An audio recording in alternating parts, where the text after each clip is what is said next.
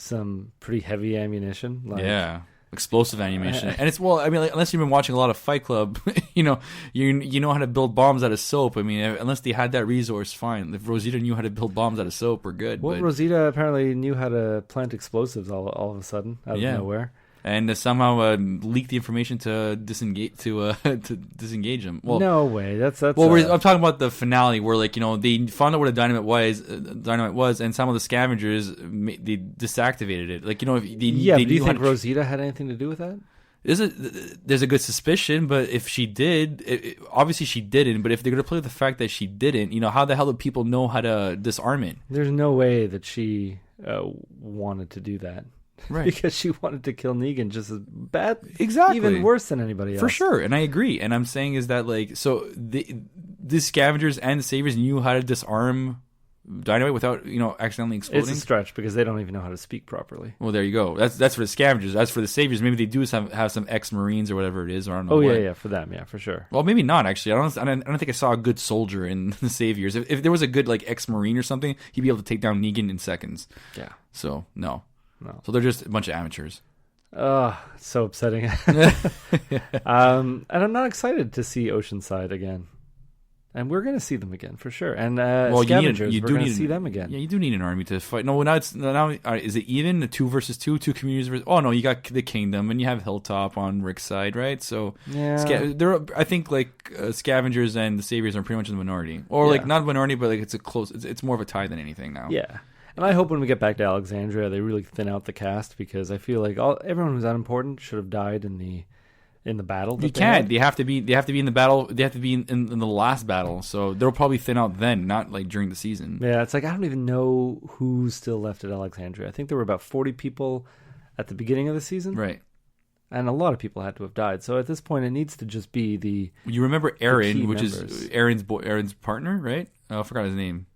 I don't know. Aaron's boyfriend. We'll call Aaron's boyfriend, but it's just to say. And you have that black guy standing next to Carl.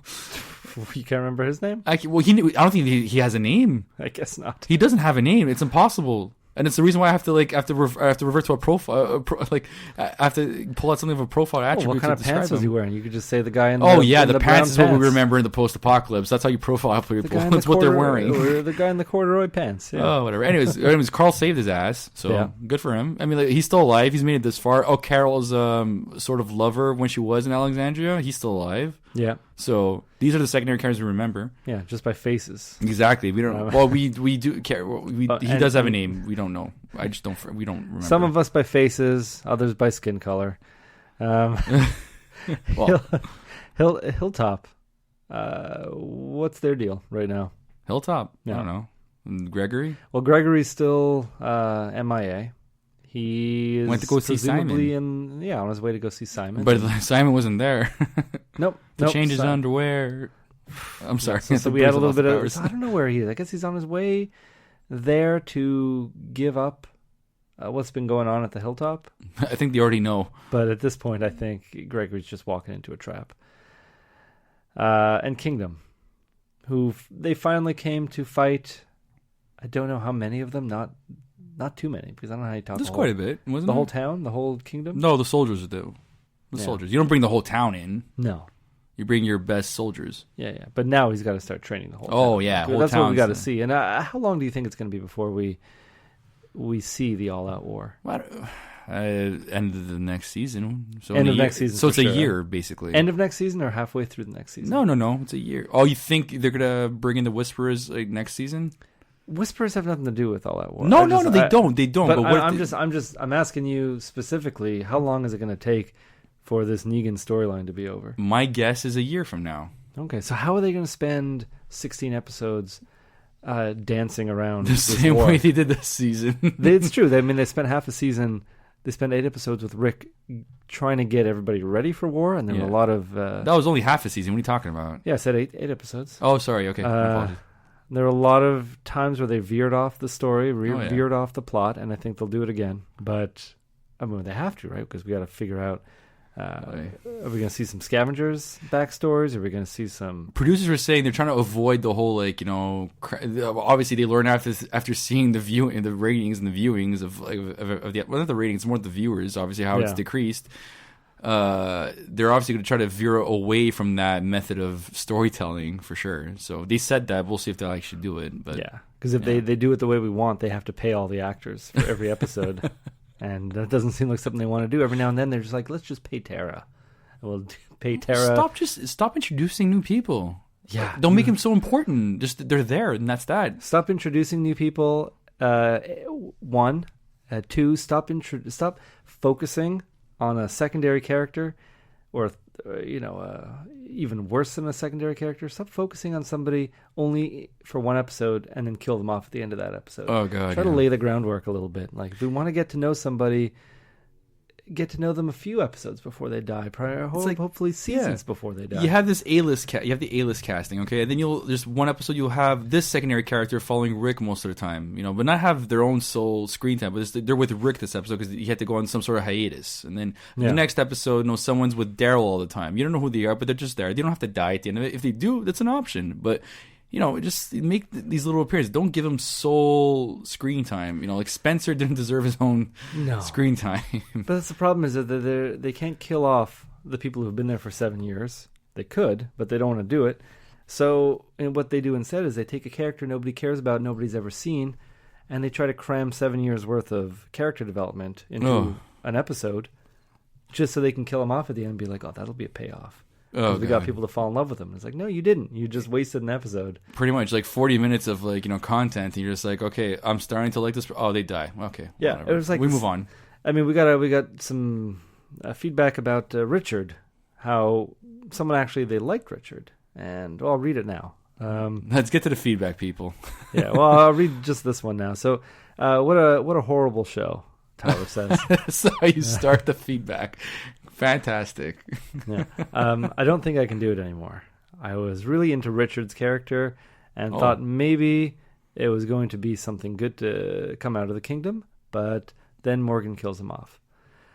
He would have been an asset leading the army against the Saviors, and instead he is murdered for trying to get the kingdom to fight, which we all know is going to happen anyway.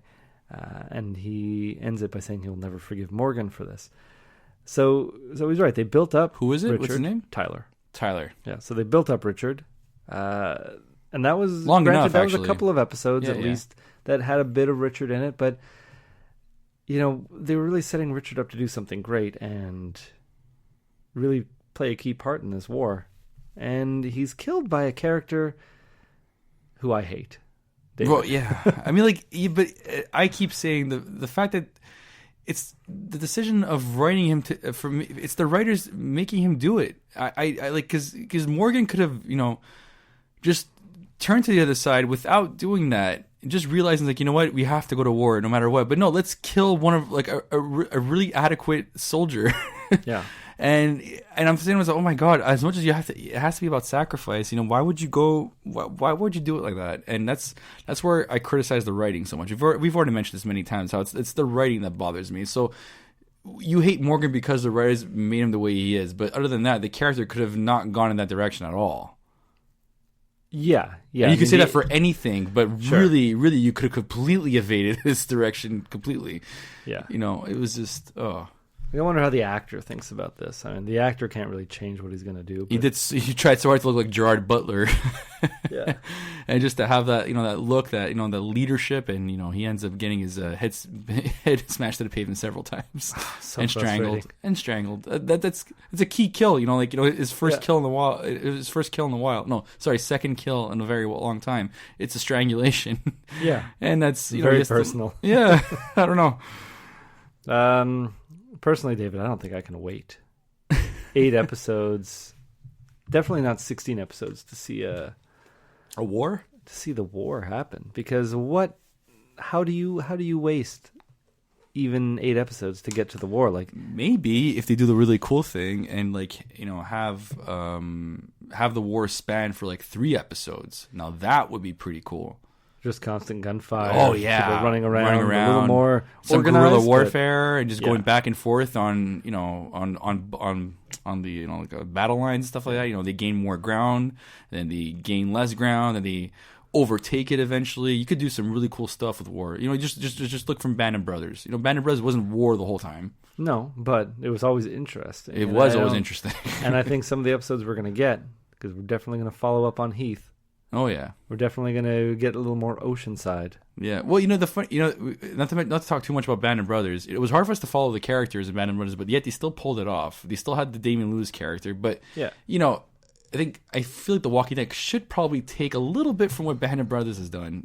Have these like certain characters that are reoccurring in a certain way for you to remember them, and then eventually lead to this battle. And I really feel like they should try to take from Band of Brothers a little bit. They should try to take from a lot of other good shows, as they can, but they're in a bubble where they can do no wrong, and and everything they're doing is perfect, and audiences love it, and they're not looking at the feedback. What audience are loving it? They're not looking at feedback. They're they know they're getting screened phone calls from The Talking Dead, and they base everything off of that.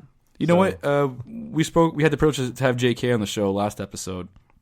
He says the reason why they tame down the violence, the reason why they focus so much more on the dramatics of the show is because of the audience. People are looking away so much at the graphic nature of the show. They hate the graphic content, they hate the violence, they hate all those things. They just want to focus on the drama, and even the drama is not even that good. So I don't know why they want to focus on the drama so much. Well, if you're gonna focus on the drama, focus on the drama. I don't care if it's violent. I care if it's violent. I'm watching a zombie show. Yeah, okay, that's me. But don't make it violent for the sake of violence. Now you're just playing into Nicotero's whole thing. Just if it calls for violence, make it violent. If that's what Nicotero's trying to do, I read it before it. Honestly, yeah. But if it calls for violence, don't make it violent for the sake of violence. Like really focus on the drama, because that's what's going to last you 7-8 seasons.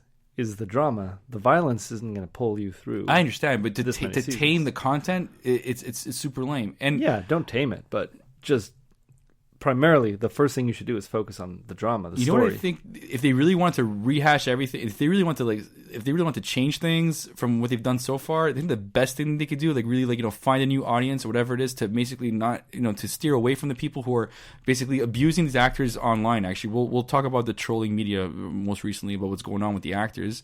But fans are trolling these characters as if they are these characters in real life, but really they're not. They're actors. But to get away from those who don't want to see a violent show, I think you should just put The Walking Dead on video on demand. You shouldn't put it on a cable network anymore. It shouldn't be that way. If people want to see it, AMC is not going to. No, of course not. No, I know. I just feel like this is the only way to get the right audience into it. That's the only solution, and it's not going to happen. It's never going to happen. Of course not. But I feel like that would be a good solution, just to put it on video on demand. Those who really want to watch it are going to go watch it. Yeah. Not for those who are going to just stay up and watch it and be like, oh, this is family hour on a Sunday night. Forget it. Yeah, maybe in 50 years they'll make a series of films based on the Walking Dead comic, and they'll do it right. We'll just call it a show, Matthew. Why not a series of films? I don't know. Because the show's already been done. Let's just make a couple of movies. Well, you have it kind of like Sherlock, you have these long episodes, like 1.5 hour episodes. Yeah, but I said movies, so I'm going with movies. That's what I want. Fine. I know. There's always going to be an in between, though. I always feel. No. Not in length. Okay. So, you have anything else to say? No. Okay, I'll get. Goodbye, everyone. I'll get into a few more feedback. We have Eric going way back to an episode where the kingdom was featured. When Nabila told King Ezekiel that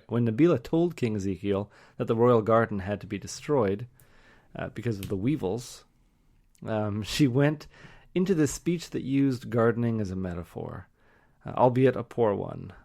We as the audience knew to understand her line, but it can all grow back if you want it to, as some encouragement for Ezekiel to join the fight and how everything can be fixed. The only problem is that Nabila knew nothing about the situation with the saviors, so she was literally talking to the king about how you can grow things back in a garden.